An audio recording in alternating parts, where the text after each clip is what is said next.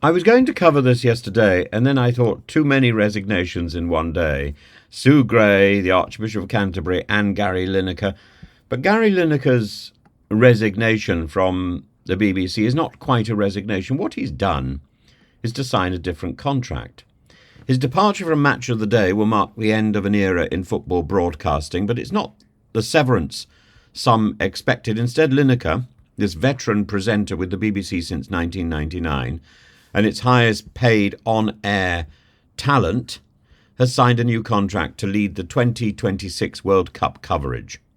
And this arrangement, retaining him for high-profile roles, underscores both Lineker's enduring appeal and the BBC's careful balancing act between public perception and retaining top-tier talent.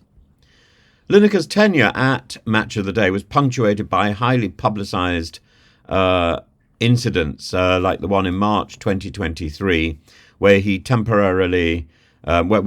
temporarily removed after tweeting critical comments about the UK government's asylum policies, comparing them to 1930s Germany.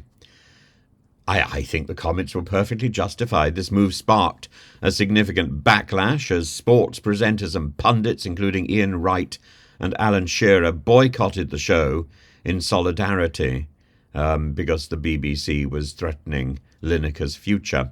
This episode he's a popular man. You may not like football, but it's very difficult to dislike Gary Lineker. And this episode highlights ongoing debates within the BBC about the boundaries of impartiality for its high-profile figures, especially in an age where personal and professional identities merge on platforms like Twitter, and the BBC has anchored its future to individuals who it waves around like flags. This is a national icon and a national treasure, I think is the expression. In the middle of all this media maelstrom, Lineker's success outside the traditional broadcasting arena has been notable. His podcasting venues, particularly The Rest is Football, but more particularly The Rest is Politics with Rory Stewart and Alistair Campbell, underscores his influence in digital media. I think there's also one called The Rest is Entertainment. I've not listened to that. I haven't listened to The Rest is Football. Of course I haven't. I have no interest in football. Actually, the only time I've ever come anywhere near a football was for a charity game this summer, and they rang me up and said, would you play football in Exeter? And I said, I don't play football. I have never kicked a ball. And they persuaded me. I went down, and I had a 10-minute tutorial from an 8-year-old, and I was actually then able to kick a ball, not only kick a ball, but I was able to tackle as well.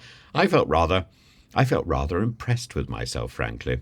I also had a little chat with the local MP, who's a fellow who was ridiculed for his military accomplishments by the former veterans minister. I can't what his name was now. An insignificant individual, and a rather nasty individual, it turned out.